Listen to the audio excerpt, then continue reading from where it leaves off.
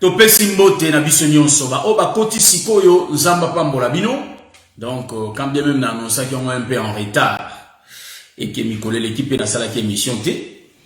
Donc le samedi passé tous ala qui na émission T na sengi bolimbisi parce que toi là qui na mboka France et les lots toyé pour la émission na biso. Mais émission na biso les ala un peu différent. Au moins la majorité à bato bater déjà en français. Biso te en français samedi. Voilà pourquoi na ebisaka bandeko eke émission oyo ya ba Christ ya lelo fallait kata. Pour na lobaki to salango pour un temps. Vous voyez? Donc to comprendre était émission ya ba Christ ya lelo tozolo bela bizaleli nyonso oyo ya mabeto ya malamu tozala ngona kati tonga. Mais to bongoli yango mwa moke, c'est-à-dire à la place tozela kakaka que to passer ba émission oyo na place ya koloba mais to pesa ka enseignement na lingala. Donc biso nde to terre na lingala tango bato oyo balinga lingala bato ya Congo Brazzaville, Congo Kinshasa, Angola bato wana tango bako comprendre ete biso awa tozo terre na lingala peut-être ekosunga pe bango po ete bato nyonso te balobaka français bato nyonso te balobaka anglais ni allemand. Voilà pourquoi par la grâce de Dieu, peuple Oya Congo, mardi, tout ça on a enseignement na lingala. Donc, shalom, shalom, tous mes bien-aimés. Je vais bouger un peu l'écran pour la mona bandeko bazo saluer, bandeko nyonso bazo leka, na mona ba o baza connecté parce que nazo mona te. Donc, je salue ma sœur Ide la Pova, je salue ma sœur Michael Mikali. Donc, mon bien-aimé fiston Kazi, tous les saints, na pesi binombote na kombo na Yesu Christo. Na pesi maman Eli Mbote Mingi, ma soeur Victoria, mon bien-aimé Trésor, la soeur Francisca, binonyo soba Mbote Ebele, na kombo na Yesu Christo. Yango tomoni ete esengeli topesa enseignement na lingala. Tokomi na titre na biso bolingo na ba église locale parce que awa tolobelaka plus ba église locale. Et maintenant lelo na kati ya bolingo yango kaka parce que ça enseignement moko toza na mona kati église hein na église na biso ya basantu ya mboka ya colonne. Donc en réalité tozolobela bolingo par rapport à 1 Corinthiens chapitre 13. Mais par la grâce de Dieu tozolié bolingo yango na Jean 3:16. Bomoni. Donc Jean 3:16, tozo lié bolingo wana ya Jean 3:16, mais il faut tout monde en un jardin parce que nzamba sala mwa so hasard. Voilà pourquoi tozo ebisa bande koboy. O union so tozo mona ezo komama e bandi na janté. Makambo Jean akoma na Jean 3:16, eza depuis na jardin. Et tolobaka ete verset ya Jean 3:16. Eza verset moko ya pasi koleka na kati ya Bible. Parce que bato bakantaka Jean 3:16 eza facile. Mais Jean 3:16 est vraiment passé. Nabiso elongo, tokozwa écriture rapidement avant tokozwa écriture, to bonde la nzambe, asunga biso, assiste biso. Kolesu masia to tomboli kombo na yo, to sengi ete yo zala na biso elongo. Banda na biso émission oyo pesukisa na biso, explication nyonso ekoleka na émission oyo na maboko na yo. Tika ete bolingo na yo nde ekamba biso na kombo na Yesu Kristo. Amen. Donc, na rechalomé bino. Tolobi bien que tozana 1 Corinthiens chapitre 13, to tangango mobimba, mais awate to zwaka verset 1. Et puis to tanga Jean 3:16. Na mimoni. Donc 1 Corinthiens chapitre 13 parce que base bisonde yango après to ya na nini. On to biete to bongoli émission au moke. Les années Zaïli vont sauter, mais tout change à mon bolimbisa parce que nous avons des difficultés à lecture, parce que nous avons l'unité, mais nous avons Jésus Christ, nous avons awa et bazolo belana likambo bolingo. Awa les frère Paul mutazoloba, tout tangi na kombo na Yesu. Quand je parlerai le langue des hommes et des anges, si je n'ai pas la charité, je suis un airain qui résonne ou un cymbale qui retentit. Et quand j'aurai les dons des prophéties la science de tous les mystères et toute la connaissance, quand j'aurai même toute la foi jusqu'à transporter les montagnes, si je n'ai pas la charité, je ne suis rien. Toujours Mokanda 1 Corinthiens, pardon, toujours Mokanda Jean, chapitre 3, le verset 16. Jean chapitre 3, le verset 16. Batolingala, je crois, par la grâce de Dieu, Awandeto Monana, je salue ma sœur Kelly Pichuna Yankolo, Zamba Pambolayo. Aujourd'hui, Jean 3, 16. Donc, Jean chapitre 3, le verset 16. Balobi boy na Biblia, Biblia ezolo baboy. Balobi, car Dieu a tant aimé le monde qu'il a donné son Fils unique, afin que quiconque croit en lui ne périsse point, mais qu'il ait la vie éternelle. Bon, tu répéter d'abord son songe. 1 Corinthiens 13, Eza Balistra, au Tuchewa. Awa tutangi mukanda oyo, mais faut tout le monde a jardin et que tu l'as tutangi. Et lingi koloba boy. Nzambe alobaka kaka mbala moko te. Nzambe alobaka mbala ebele na kati ya makomi na ye. Donc, la bonté de Dieu, que le Seigneur vous bénisse. Je salue mon bien-aimé Gisèle Bineta, que le Seigneur vous bénisse. Donc, Nzambe alobaka mbala ebele na kati ya makomi na ye, alobaka mbala moko te. Tozo expliquer Jean chapitre 1, 3, le verset 16. Mena bilanga, na jardin d'Éden. Sikoyo awa. Balobi, na boye ete Nzambe alingaki mokili mingi.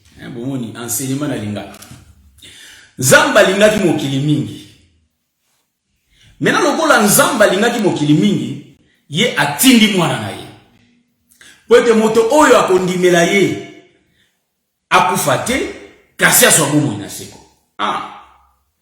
Zola kisa. Verset où ils avaient versé moi passe. Car Dieu a tant aimé le monde. Bon, mukili nini onzamba lingaki. Question na biso ya mwana. Parce que tozo tombola avec écriture mususu. L'écriture tozo tombola awa, toko yeba siko mukili nini nzamba lingaki. Omoni? Parce que ndeko bandeko mususu bakanisa katango balobi nzamba lingaki mukili mingi azomona pela mukili oyo. C'est pourquoi tolobaka yango bien. Et ça malamu kotoyer ba église, ça c'est vraiment une bonne chose. Mais pour qu'il y ait une église là où il n'y a pas l'enseignement, au samelote parce qu'il n'y a pas la vie. Olobiso ok église bateyo. Ndeko tika masumu, ndeko kotambola boyete. Tolobi amen. Mais l'ité awana ekotolola te. Lelo is scandale na scandale. L'ité ya wana ekokoti saolo la te. Pourquoi na ko expliquer mo peka na création ya Adam que okota lola te. Parce que muto okota lola face na bomo. So sa bomo ito okota lola te. Aucune église ndeko faut otambola boye. Il faut ozala boye. Tolobi amen. Mais l'ité ya wana omona onzambe te. Hein? Je suis c'est ezangati. Biso lo barabilo ko moko o eza ondre scandale. Ou ningi sakabato, mais la vérité. Yango ba kota ke église nyonso te. Israël ayebaki ke akoki ko lia biloko nyonso te. Soka le biloko muso akoko bela libumu. Hein? Ba kolokente sauvage et beli saka libumu.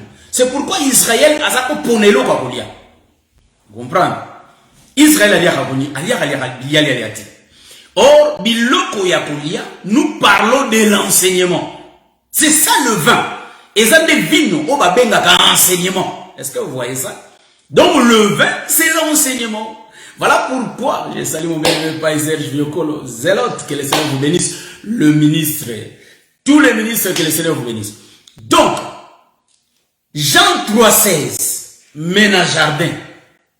Tout ça, dans 1 Corinthiens chapitre 13, tout temps des Écritures. Car Dieu a tant aimé le monde. Ndetolobi, awa nzamba lingaki mukili. Mukili nini? Esaïe azoyebisa biso. Nzambe akoki ko se contredire te. Vous comprendre, hein? Pour français, lingala ngwe sangana na ba français. Ne zala moi passe. Donc, Nzamba ko se contredire te.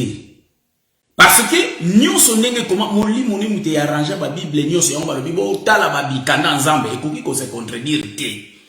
Mais c'est que Jean chapitre 3 verset 16 a ebisi biso nzamba lingi mokili mingi. Yango azu mwana na ye apesi na mokili.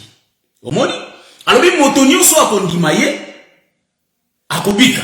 Ah, mais biso ko to mituni est-ce que moto nyonso ondima mwana nzamba? Parce que le loba ka côté ya biso ndeko ndimela Yesu nzamba lingaki bato nyonso biso to ekoloba boye. Zambe aloba alingi moto nyonso te. Lelo to yebisi batoke. Nzamba alingaki na ye moto nyonso te. Soki totali ne bandeli to ye to kolakisa ba place nzamba alingaki ne bato nyonso te. Est-ce que bomoni yango? Donc tango apesi mwana na ye bato nyonso te. Est-ce que bolanda bien? Awa to lito lakisa mokili.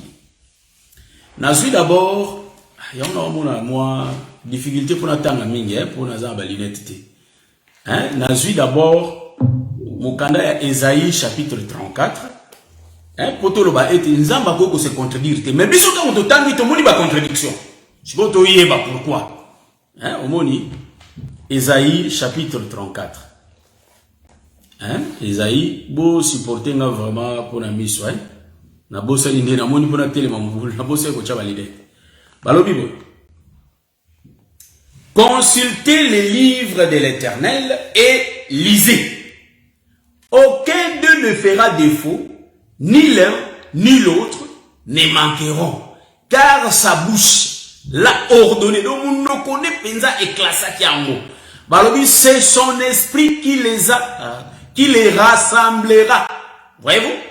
Donc, oezo sangisa, oezali bongo, mikanda ya nzambe, monoko na ye komi yango, pe balobi molimo na ye ndezo sangisa yango, donc nzamba koki ko se contredire te.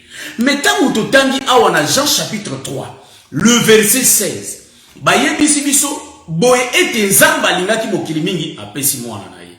Moto akondima ye akobika. Donc les quiconque ezo la kisa biso c'est tout un peuple, quiconque. Et ça peuple mobile. Tozuya. Et maintenant tozuya écriture il y a Jacques chapitre 4 le verset 4. Awa to tangi na Esaïe alobi bien que nzamba koki ko se contredire te to consulter ba livre. Monoko na ye mute ordonné, molimo na ye nde sangisi yango. Mais to tangi na Jean chapitre 3 le verset 7 ba nzamba lingaki mokili mingi. Maintenant to ya na mukando mususu po ete molimo na ye nde sangisi. Totala awa Jacques chapitre 4. Jusque là, tu peux une explication.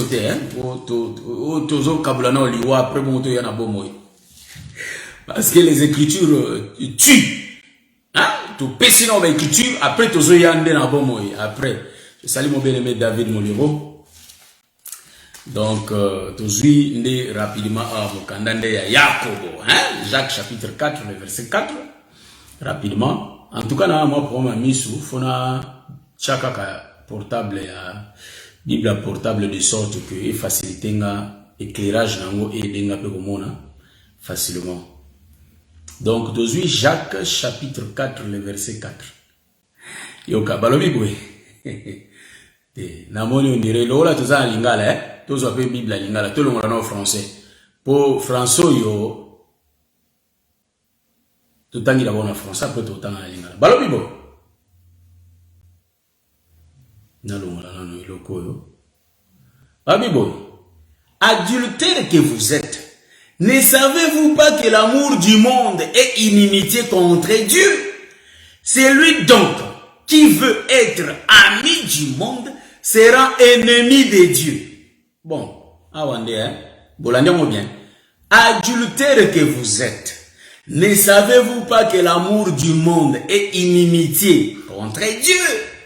C'est lui donc qui veut être ami du monde sera ennemi de Dieu. Voyez? Donc on a vu aussi la Bible lingala pour to mekako yo kango. C'est pas bien abiso maramninya. Bible lingala bo supporter la Bible lingala ndeko.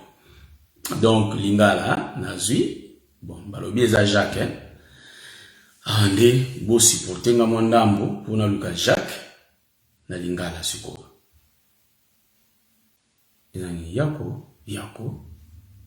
Jacques. Jacques ko. OK, bon.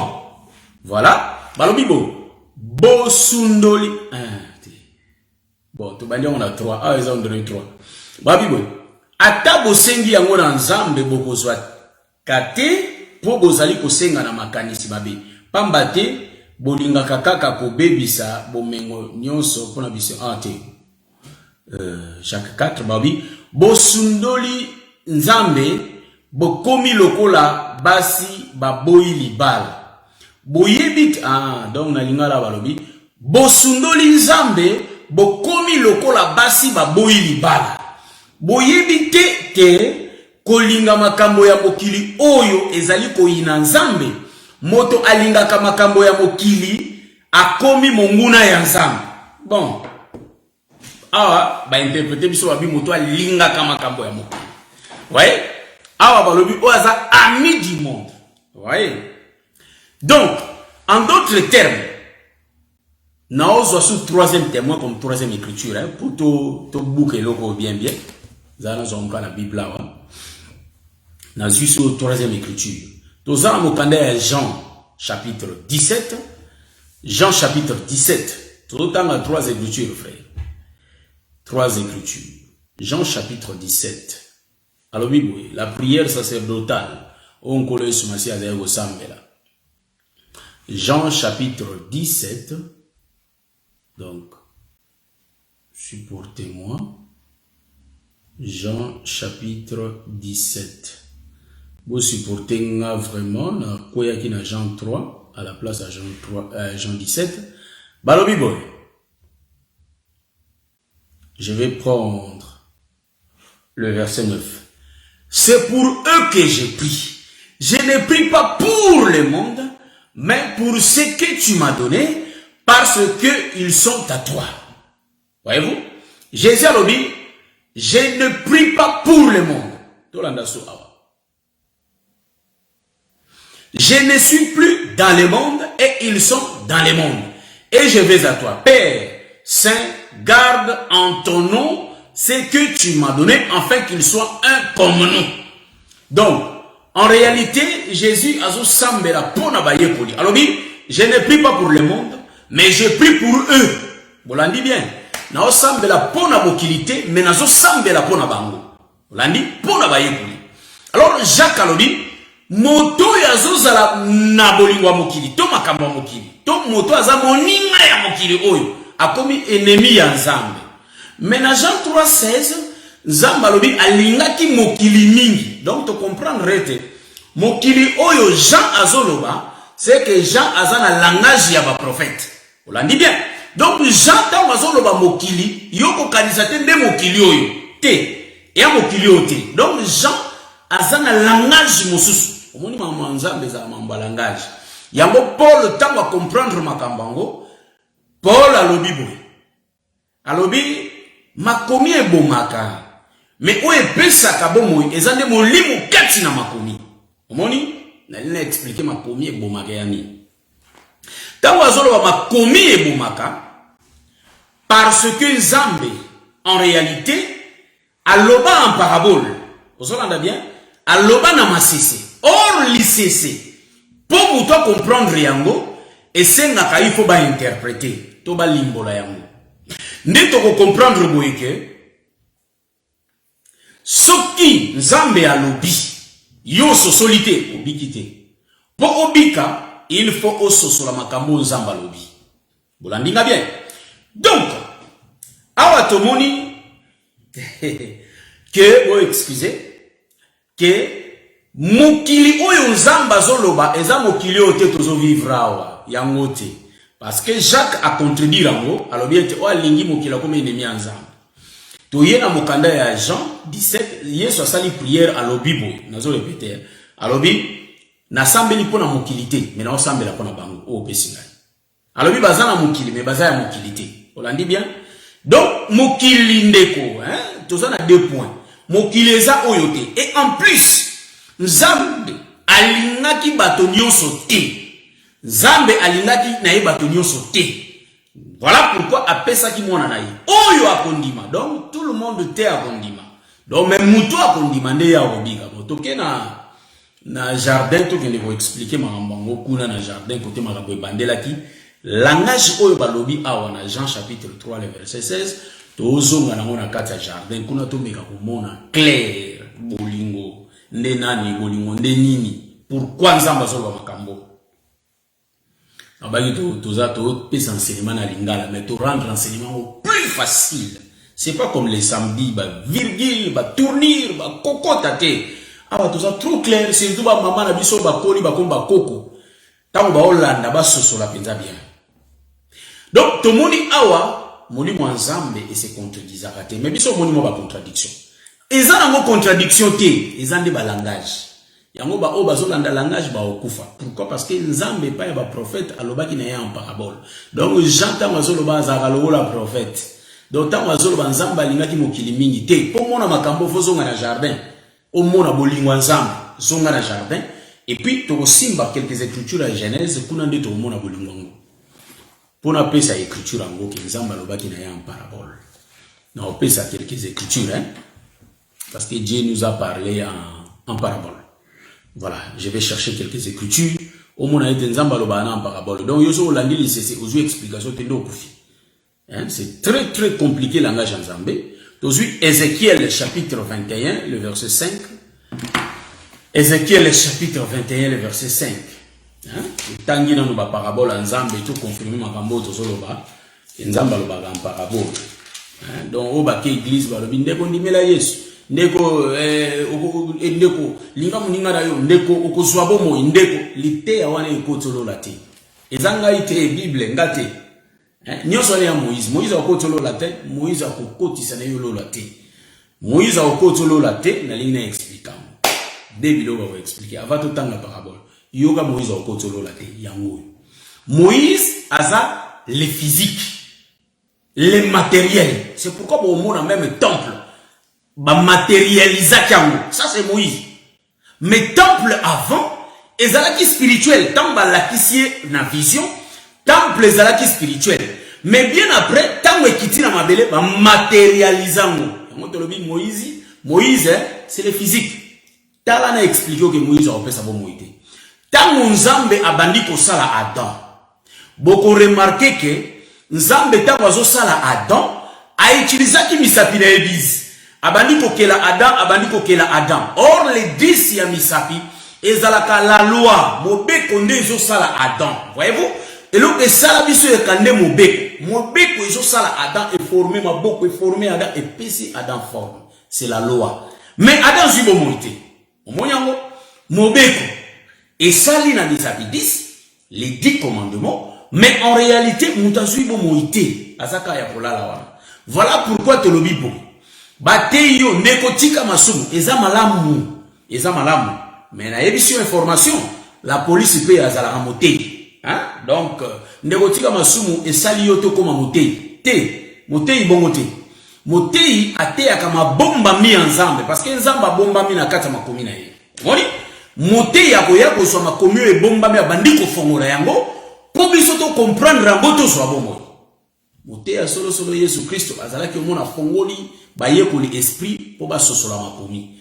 donc mutu soka sosoli makomi ndabiki olandi yango na lobi Moïse akobikisa ote alobi tika masumu tika koiba to lobi amen même la police soki yiba ba okanga yo la police peut motei te ya motei te wana ya Moïse donc tango nzamba sali mutu azaki kaka ya kolala mais remarquez il faut deuxième prophète ya parce que nzambe tango osala mutu azalaka image ya Moïse oyo azo former le serpent des reins voyez-vous. Maintenant, il faut Moussali Ami Balaya. Donc, tant que nous avons ça, nous comprenons que c'est le matin. Et ça, c'est Tongo. Donc, ils ont Moïse. Sacerdoce, il y a Moïse. Sacerdoce mosaïque, des salam. C'est quoi Adam Allah dit qu'à Azubo Moïté. Pourquoi dans le Bible? Parce que Paul a zoé bisabiso dans mon candidat romain. Alors, il était na est-ce que alors, na lingaki koye bate que eloko boyeza lisumu soki mobeko ezalaki te omoni donc soki na yebi mobeko ezali na nzela ya soki na yebi lisumu pardon ezali na nzela ya mobeko est-ce que to mobeko ezali lisumu Romains chapitre 7 te ezali lisumu te voyez-vous Donc tout le monde était mon bec on est mutozo yebisa biso était eloko boende ezaliso. Voilà pourquoi mon bec on a jardin pour que on ça bon moïté. Mon bec yango na les 10 doigts de Dieu qui forma Adam et puis si Adam forme mais yoka mutaoya on ça bon moïté. Nzambe yemoko kaka yango bomona le Dieu se manifeste en Moïse, le Dieu lui-même se manifeste en Jésus. Omoni écriture et biso noir sur blanc. Nzambe azolo baboy. Ngamoko na kiti na Israël pour na bimisa peuple nanga. Donc tout le monde que Dieu était dans Moïse. Et puis tout le monde Nzambe aza kati na Jésus. Jésus dit que c'est lui qui m'a vu à vie le Père. Voyez-vous? Donc Dieu était dans lui. Parce que c'est lui qui est le Christ. Alléluia. Donc tout le monde awa c'est Dieu lui-même mais il travaille le matin et il va travailler le soir. Remarquez. Yemoko Nzambe. Asali Adam et Sili. Maintenant, deuxième serviteur qui vient le soir, aïe pour a souffler na katia banarini Adam. Voyez-vous?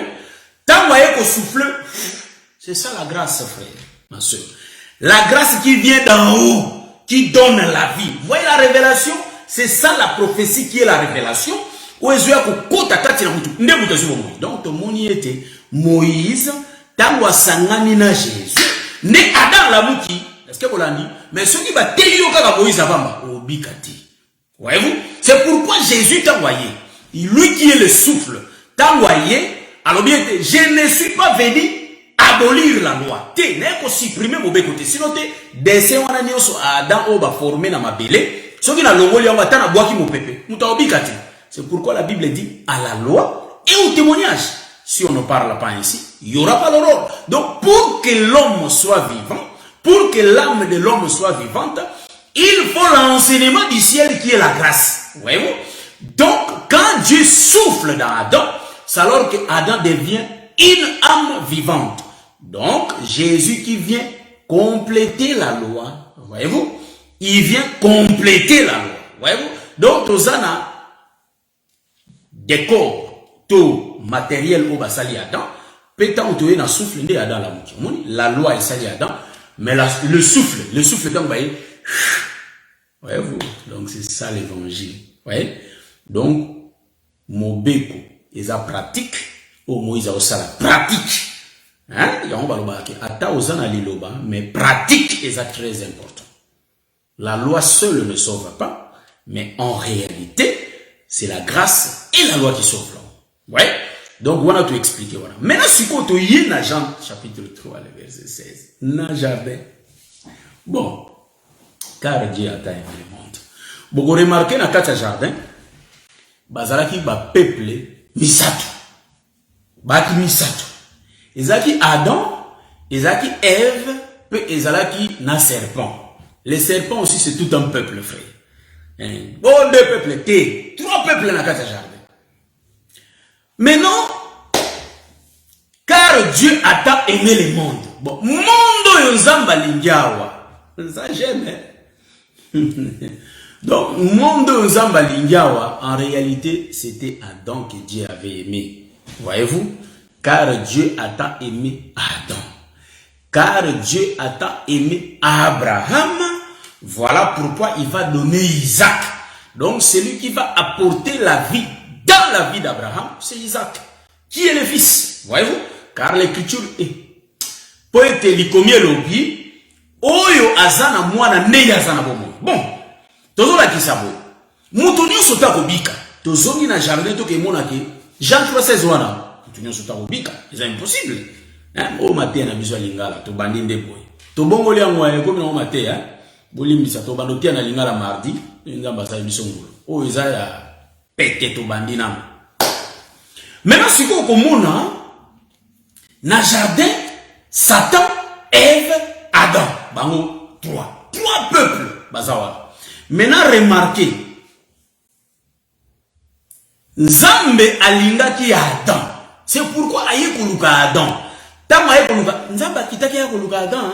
Aluka ni Ève ni serpent. Ma yeba ki ke bazawa na. Mais aye koluka bangote. Aye na aye koluka Adam. Adam, Adam. Le premier peuple au Nzamba ko sololana ye eza Adam.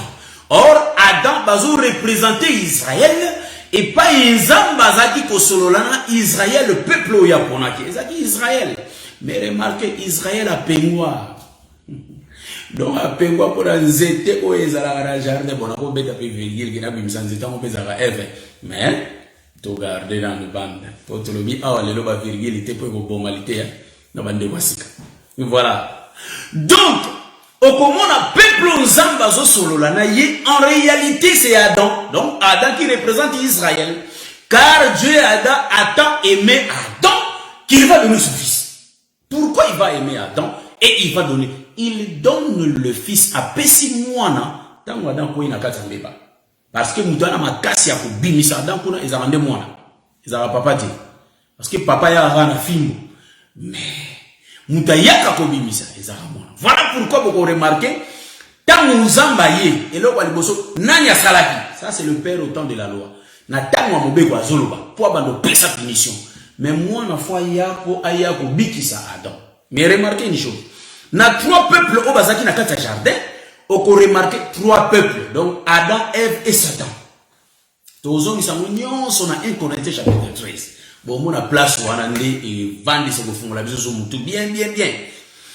Remarquez. Au monique baza mu trois. Israël qui est Adam. Le peuple des nations, Isaac F. Topé ce détail. Maintenant, Satan Zanani. Satan Azan, ensemble, et abatonion, so, au baboui qu'on dit ensemble. Au bazana, on a semence ensemble, été. Donc, on a 1 Corinthiens chapitre 13. Au union, so, ensemble, rien à quatre. Il y a un tolobique, so, aux zones dans jardin, au comprendre l'écriture à Jean chapitre 3, le verset 16. Bate à Ngomabe. On a balinga qui motonyon so, té. Nzamba lingane moto nyonso te tala moto ya lingaki Adam ayena ekoluka Adam ayekoluka bango nyonso te mais Ève azwaki grâce. Est-ce que vous remarquez? Ève ndazwaki grâce à bikaki mais Satan bikati elingi koloba boye quiconque or les quiconque ezalaka Ève na Adam na Ève ne ba quiconque car la Bible dit car Dieu a tant aimé le monde qu'il avait donné son fils unique afin que quiconque, voyez-vous.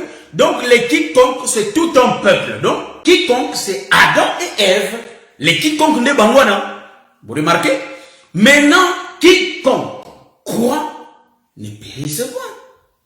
Celui qui va croire en lui, il ne va pas périr. Donc, bandimeli mwana, ezakanan. Ezaka Adam et Ève. Voyez-vous? Adam qui représente la partie d'Israël, Petomoni, Ève, oiseau représenter les gentils. Le peuple des nations, la ligne appelle ça détail à bon pourquoi Ève n'a pas représenté le peuple des nations. Remarquez. La loi n'a pas sabino que mobeko ibikisa na ngote. Mobeko iboma na ngokaka. Donc la loi mobeko ya biso biso za baté ya mobeko te na te ya Moïse. Donc ngai ndeko giroche na terre na Moïse te. Pourquoi na terre à Moïse te? Parce que nazolo ba mambo le frère Paul, Azolobana, 2 Corinthiens chapitre 3. Alors, bien que nous sommes le prédicateur, donc les ministres de l'esprit. Donc, le ministre de la lettre, Néobayaki Goté Anatongo, Obatéaki Moïse. Mais il est l'opé, tous les prédicateurs de Moïse. Or, les prédicateurs de Moïse, Nekotika Maso, Nekondimela Yesu, Ne Oke, Okutabango, partout. Baza, ils n'ont pas la révélation de ces choses. Or, cet évangile de la grâce, ça nous révèle des choses cachées. Et évangile angolu, il a dit ça, abiso makambo et bomba. Yango okomona bien, très bien, oya omona vraiment que na mokanda, il y a 2 Corinthiens chapitre 3, Paul a zopé sa détail. Alors, il dit que mokanda et bomaka, to l'être tue, mais esprit ne mouteye la kabiso bomo. Donc, biso toza ba ministre de l'esprit. Donc, les ministres de l'esprit, ce sont des ministres qui prêchent la révélation, la prophétie de Dieu. Ce sont eux qui prêchent ça. Donc, tout continue. Na jardin, tomoni Ève na Adam. Or, Ève a solo la nekuna Satan. Donc, attends de bouger, Satan garde sa position de séduire le peuple, les enfants de Dieu. Ève a solo na Satan, mais Ève Adam te. Donc, Adam a Israël. Bolandi a solo lina bangote. Au moment Adam a Israël. Mais remarquez une chose. Maintenant, Ève, il y a un solana Satan. Y'a pardon, Ève a un peuple des nations. Oh, ils ont déjà contact dans Satan. Depuis Kalazarane, il a contact dans Satan. Est-ce que vous l'avez bien? Donc, en réalité, ceux qui, Ève, aye banzambe, ils ont pour Israël. Donc, biso ceux qui ont banzambe, ils ont pour Israël. Na zone en Égypte, pour nous expliquer. Et en bon moment, a été, na sorti à ban Israël, même Égyptien babima. Vous l'avez dit, baye banzambe, pas banani, pas bayuda. On va bimaka. To katango wana to okena oti na suka te poto obeta libanda. Vous l'avez dit bien. Donc Ève azal loko la peuple gentil ko ako bima na sorti. Donc de deux il en a fait un. Voilà c'est une nouvelle alliance. Maintenant remarquez. Kuna na jardin okomona car Dieu a tant aimé le monde. Le monde c'est Adam que Dieu avait aimé. Voyez-vous? Dans l'écriture au Bible j'ai aimé Jacob, j'ai haï Ésaü. Voyez? Ils ont deux peuples. Mais Zambalobi, car Dieu a tant aimé le monde qu'il avait donné le manteau d'Ésaü. Pourquoi? Parce que Dieu avait haï Ésaü, mais il a donné le manteau à qui? À Jacob. Car Dieu a choisi Jacob, il a aimé Jacob. Donc Zamba alinga moutonio sauté, alinga la peuple, les élus, alinga karabassin, Olandi, Tuzongiao. Donc dans les jardins, Dieu a tant aimé Adam. Voilà pourquoi il faut que le Seigneur donne son fils, qui est le fils de Dieu. Prophète Bazoé Bisabiso. Le fils de Dieu, c'est qui? C'est l'animal, frère. C'est ça le fils de Dieu. C'est l'animal qui est le fils de Dieu. Voyez-vous? Le Seigneur dit que excusez, tout le premier-né. Bana nyonso ya kobotama ya liboso ya yambo. Donc bana nyonso ya yambo. To bana liboso, bazaka ya nzambe. Alobi ata ya mutu, ata ya nyama. Bolandi. Donc, awa boko ya remarquer, Adam a quoi na lisum. Ma quoi na lisum ndeni parce que Ève muta quoi na lisum. Bon, awa na doctrine ta on a lo banana boy. Na pumboite po Adam sum kana ite. Mais na pumboite Paul muta wa bisa bisongo. Na pumboite na zana na se.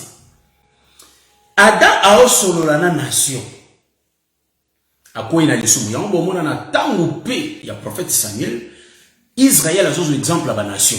Tala kutu bango to lingi pe mokonzi lokola bato wana misusu. Omoni azo imité makambo na même automatiquement nzamba obike ba rejeter yote. Donc Samuel a moni ba rejeter. En d'autres termes, bandimi yete. Ba ondi mana bango ba nzambe wana mususu. Voyez-vous balingi pe baza na roi ya mutu. Or le roi va vous tuer à obala bana bino onyoko la bango bandimi. Tozongi na jardin. Pour dire quoi? Car Dieu a tant aimé Adam, c'est pourquoi il avait donné l'animal. L'animal là, yende bakozwa poussona ye pour baya ko latisa bango bilamba. Ça d'autres termes na omona Ésaïe chapitre 53. Que brebis yango o azokende na boucherie, oyo bakolongola ye pousso. Ezalaka nde nyama o babengi brebis, yango nyama oyo baboma na jardin. Or nyama oyo baboma na jardin, nous comprenons que ezalinde oyo prophète Salomon azoloba. Que ba brebi ba latisa kabiso bilamba. Donc en d'autres termes, bolumbu ya Adam et Ève et akande lisumu. Pourquoi? Parce que ba liaka nzete. Donc en d'autres termes, ko lia nzete. Celui qui ne mangera pas mon corps et ne boira pas mon sang. En d'autres termes, ba nimela ki nzete ya mobeko. Mobeko nde talisi bango ete boyebi teke lokola boyebi lisumu bozakande bolumbu. Mais il faut que moto na ngolwa ya na elamba bo. Munyango en d'autres termes, c'est la formation d'Adam. Donc Adam Salami. Mais il faut souffler ya pour babika. D'autres termes, il faut elamba eya. Mais elamba ya monani. Brebis. Bon, je vais te expliquer. Moïse dans Exode chapitre 12. Tant que vous bango, bozwa. Mwana mpate. Tout bozwa bouk. Vous l'avez bien. Ton tabaya mobali, bon. C'est quoi? Pourquoi Moïse a dit ça? Moi, on pas ton tabaya mobali. Donc, tu comprendre que ils ont deux dans un. Donc, deux dans un. C'est-à-dire, et les boucs, et la brebis, bango sont ba kota na kata Yesu Christ. Pourquoi? Salomon a zolo bango. Alors, bibo ete. Ba brebis, to ba meme, ba servaka biso na bilamba, ba vêtement. Mais tandis que bouc, il y a pour rachat. Vous comprenez? Donc, Jésus a deux boulots à la fois. À ça, mon salaire, il y a beaucoup pour rachat. Ko bouc, la mission à boka diable. Sopa makila, donc makila, ça l'a pris. Il y a un autre qui a peuple boy que va t'en voir ça. Belle la makila, et ça la tapis rouge na katanda kunayo. Belle la makila, tina bami protégé. Je tiens à te rappeler. Le sang de Jésus ne protège. Le sang de Jésus ne lave pas les péchés. Est-ce que vous comprenez ce que je dis? Makile sokolakate. Makile sokolakate. Makile ne somba biso. Est-ce que vous l'entendez bien? Et somba biso. Maintenant, où est sokolakate? Ils ont amené le lobaya au sokola. Donc, tu soupami dans l'eau du baptême. L'eau de la parole. Il y a un monde de eaux purifiées biso. Vous l'entendez bien?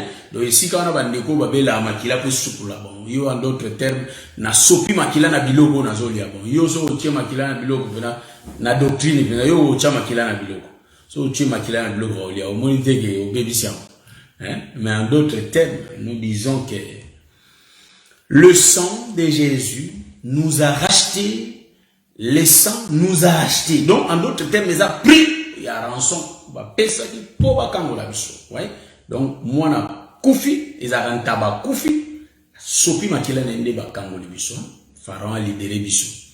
Mais, tant ba kango la biso, loko la tona kata yesumu ya Pharaon, tozara bolumbu, il faut ba brebi ba ya ko ba joie elamba ba la tisa biso to koma complet.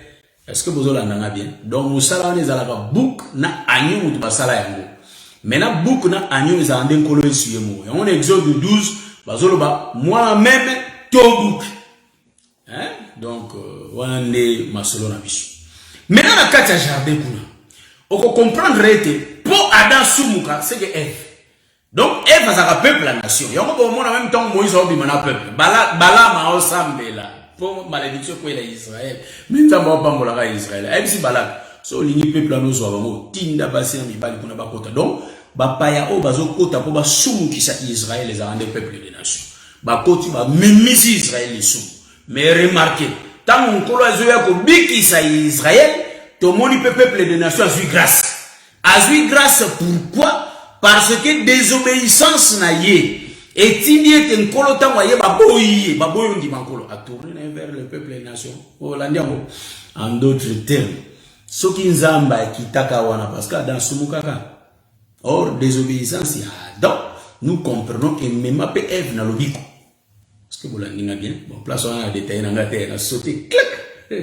Je crois que vous m'avez bien sauté. Donc, nous disons ceci. L'enfant que Dieu a donné, c'est l'animal. Ba tondre yé selon Isaïe 53, ba zui elamba balati si Adam et Ève, mais vous remarquez Satan alata elambati. Satan alata elambati. Donc olata ya Satan elambati, to comprendre que eza peuple ou etikala bolumbu qui non kolo ya. En d'autres termes, on dit parce que Jésus c'est l'habit, c'est les vêtements. C'est pourquoi l'Écriture dit revêtez-vous du Seigneur Jésus-Christ, car le Seigneur Jésus-Christ c'est tout un vêtement. Que tu regardes bien, tout là dans Kolo Esmasia, ou te Kolo Esmasia azali elamba ou ebomba ka bolumbu. Bolumbu ezali lisumu. C'est pourquoi na bandi ko exhorter bande ko ngai. Biso toza dans le Seigneur, toza kati na Yesu Christ. Ngolo afongoli biso miso. Toleka ko mona, toleka ko yoka, toleka nzamba osale la biso ba oyo toza dans le Seigneur. On a dit bien. Le Seigneur nous a ouvert les yeux de comprendre les Écritures. Voilà pourquoi, bien aimé, quelqu'un qui comprend bien les Écritures, c'est quelqu'un qui vit selon toutes ces Écritures. Moni, vit na ekomika na makomi wana. Est-ce que vous l'avez bien? C'est pourquoi Pierre a tourné qui bon, biso totiki basi na biso, totiki banda. Tozwa nini? Vous l'avez dit? Parce que via Pierre et tikale sous pêche, a comment qui molobi abato. Vous l'avez dit bien? Donc, biso pe vina biso, c'est l'habit du Seigneur Jésus-Christ. Or, les vêtements de Jésus, c'est ça le fin lait. C'est les œuvres où tu l'as Jésus Christ. Jésus Christ, on a ça est-ce que vous l'entendez bien? Donc, dans le jardin, vous remarquez que, bangonio sauté babika, mutabika na jardin, ezalaka Adam na Ève. Bangonne balata ke lamba, mais Satan lata lamba te. En d'autres termes, ils ont abattu nature, bakolata jamais lamba. bana samu bakolata jamais elamba parce que Mathias Zolobela banga. Vous comprenez? Yesu akuni ndunda mais toboni monguna ya kuni matiti. Mais tango baye ko arroser matiti bezui mai. Tango baye ko boka mo fumier matiti bezui vitamine. Mais matiti a ko changer nature na yete parce que nature na ye azaka ka ivre. Est-ce que vous l'entendez bien? Mais tandis que ndunda na nature na ye azaka déjà ndunda o ba ozana na utilité na moisson. Mais matiti tango na moisson tango ba olongola matiti a otika na caractère. Voilà pourquoi tango baye ko balatisa dana Eve lamba Satan latité parce que na caractère a matiti. Est-ce que vous l'entendez bien? Bon, qu'on n'a pas de la mission, qu'on n'a pas de la mission, je crois que les lois d'ouverture et enseignement la mission na lingala, pour banoyer ba thème na mission pe où ils a rien à voir na samedi, ba thème na mission où ils a rien à voir, mais to besoin to expliquer. Na bundani ende na teiboy, na pambo la mission, na bundani pour na beti ba virgule te bien te ngaso na beta virgule na sepela. Mais nzamba osunga biso même na lingala to koma obeta ba virgule ataba mardi prochain. Par la grâce de Dieu. Donc jusque-là, nous avons pas Moulabino. Je crois que 1 Corinthiens chapitre 13 tout s'imité, parce que t'en as besoin qui. Donc on a moni namoro déjà, on a moni déjà une réussite au poussani déjà, pour la sentir que tu oumeli. Donc on a sentir que tu oumeli. Nous talanano, nous avons ensemble, tout y est basso qui, tous vu déjà combien de temps, par la grâce de Dieu. Donc, on dirait presque 1 heure et demie par la grâce de Dieu, que le Seigneur vous bénisse. Je crois que Nzamba Pambolabino, Tokutani, samedi Oyo, na Ngolo na Nzamba. Vraiment, merci beaucoup. Bande Konanga ya Basi, pe Bande Konanga ya Mibali, Nzamba Pambolabino. Tout ça, les enseignements moko simple, comme bonjour, on a lingala. Et, na laki vraiment malembe comme makasi. Que le Seigneur a pas mouru malembe et comme on a yango makasi parce que même na lingala to beta pe ba virgule par la grâce de Dieu na mikolo o ezoya to kolo bela pe ba thème o eza mutuya donc na moté ya lingala mais samedi na ngolo na Nzambe to koya na troisième partie na biso les trois amis de Job na français. Après les trois amis de Job pour attaquer Esaïe, l'ombre de Jésus, le prophète Esaïe tout en ratanga. Bon, tout le but qui a regardé ombre à Christ. Nous ambassadons biso grâce, quand bien même azo sakola. Mais par la grâce de Dieu tout aussi mbaye, qui est dans un mouvement qui a regardé kolo esmasia. Nous n'avons pas mbola biso, on a pour na samedi, mais pour l'enseignement na biso ya lingala, tokoya mardi prochain par la grâce de Dieu ce qui a bombi biso. Et nous croyons qu'à Robomba Bisso, nous devons expliquer. En tout cas, nous n'avons pas de biso, nous n'avons pas de biso. Donc, voilà, nous avons pas de biso.